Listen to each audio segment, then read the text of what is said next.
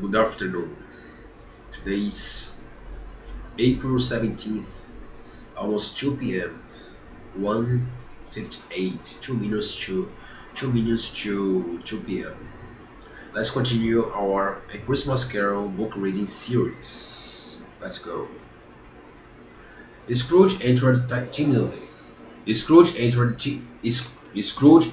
timidly and hung his head before the spirit.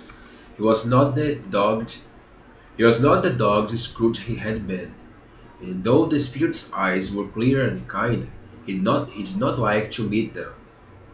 I am the ghost of Christmas present, said the spirit. Look upon me. Scrooge reverently, Scrooge reverently, Scrooge reverently, Scrooge reverently did so. Reverently. Scrooge reverently did so. He was clothed he was clothed in one simple green robe or mantle, bordered with white fur.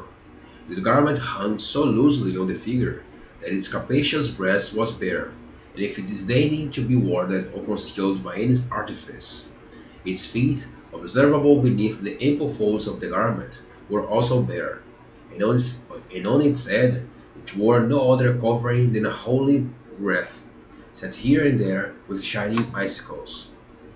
Its dark brown curls were long and free as its genial face, its sparkling eye, its cheery voice, its unconstrained demeanor, and its joyful air. Girded around girded round its middle was an antique scabbard, but no sword was in it, and the ancient sheath was eaten up with rust. You have never seen the like of me before, exclaimed the spirit. Never. Scrooge made answer to it. Have never walked forth with the younger members of my family, meaning, for I am very young, my elder brothers born in these later years. Have never walked forth with the younger members of my family, meaning my elder brothers born in these later years, pursued the Phantom. I don't think I have, said Scrooge. I am afraid I have not. Have you had many brothers, spirit? Have you had many brothers, spirit? More than 1,800, said the ghost. A tremendous family to provide for, muttered Scrooge. The ghost of Christmas present the ghost of Christmas pres- the ghost of the Christmas present rose. Spirit, said Scrooge submissively, conduct me where you will. I went forth last night on compulsion, and I learned a lesson which is working now. Tonight, if you have aught to teach me, let me profit by it. Touch my robe. Scrooge did as he Scrooge did as he was told, and held it fast. Holly, mistletoe, red berries, ivy, turkeys, geese, game, poultry, brawn, meat, pigs, sausages, oysters, pies, puddings, fruit, and punch all vanished instantly. So did the room, the fire, the ruddy glow, the hour of night, and they stood in the city streets on Christmas morning, where, for the weather was severe, the people made a rough but brisk and not unpleasant kind of music, in scraping the snow for the pavement in front of their dwellings and from the tops of their houses, whence it was mad delight to the boys to see it come plumping down into the road below, and splitting into artificial little snowstorms. The house fronts looked black enough, and the windows blacker, contrasting with the smooth white sheets of snow upon the roofs, and with the dirtier snow upon the ground, which last deposit had been plowed up in deep furrows by the heavy wheels of carts and wagons.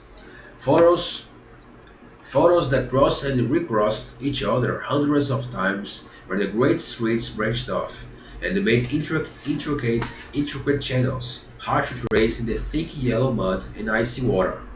The sky was gloomy.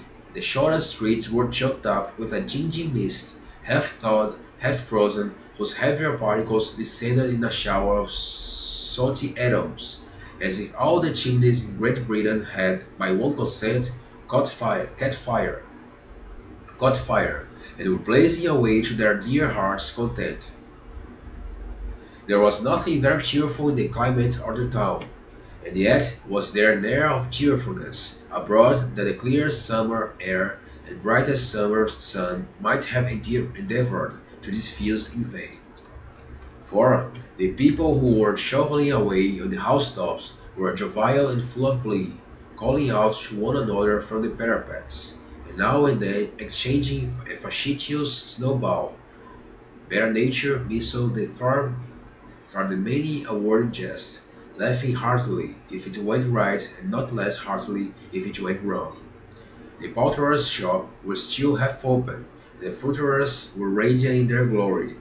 There were great, round, pot-bellied baskets of chestnuts, shaped like the waistcoats of jolly old gentlemen, lolling at the doors, and tumbling out into the street in their apoplectic opulence. There were ruddy, brown-faced, girth, broad-girthed, broad-girthed Spanish onions. There were ruddy, brown-faced, broad-girthed, girthed. There were ruddy, brown-faced, broad-girthed Spanish onions. There were ruddy, brown-faced, broad-girthed Spanish onions, shining in the fatness of their growth like Spanish friars, and winking from their shelves and in windows lightless at the girls as they went by, and glanced demurely at the hung-up mistletoe. There were pears and apples, clustered high in blooming pyramids. There were bunches of grapes, made in the shopkeeper's benevolence to dangle from conspicuous hooks, that people's mouths might water gratis as they passed. There were piles of filberts, mossy and brown, recalling in their fragrance ancient walks among the woods, and pleasant shufflings ankle deep through withered leaves. There were Norfolk's beefings, squat and swarthy, setting off the yellow of the oranges and lemons, and in the great compactness of their juicy persons, urgently entreating and beseeching to be carried home in paper bags and eaten after dinner. The very gold and silver fish set forth among these choicest fruits in a bowl, though members of a dull and stagnant blooded race, appeared to know that there was something going on, and to a fish, when gasping round and round their little world in slow and passionless excitement. The groceries, oh, the grocers! Nearly close with perhaps nearly close with perhaps two shutters down or one, but through those gaps shoot glimpses. It was not alone that the scales descending on the counter made a merry sound, or that the wine and roller parted company so briskly, or that the canisters were rattled up and down like juggling tricks, or even that the blended scents of tea and coffee were so grateful to the nose, or even to the raisins were so plentiful and rare, the almonds so extremely white, the sticks of cinnamon so long and straight, the other spices so delicious, the candied fruit so caked and spotted with molten sugar as to make the coldest lookers on feel faint and subsequently to make the coldest lookers on feel faint and subsequently bilious. Nor was it that the figs were moist and pulpy, or the French plums blushed in the modest tartness from the highly decorated boxes, or that everything was good to eat in its Christmas grass.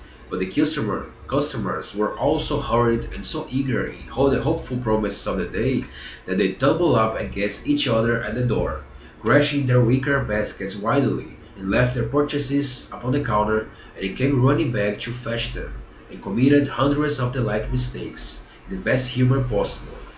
While the grocer and his people were so frank and fresh that he polished the polished hearts with which they fastened their aprons behind,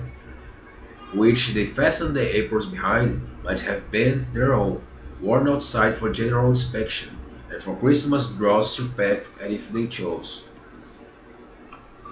But soon the steeples called good people all, the church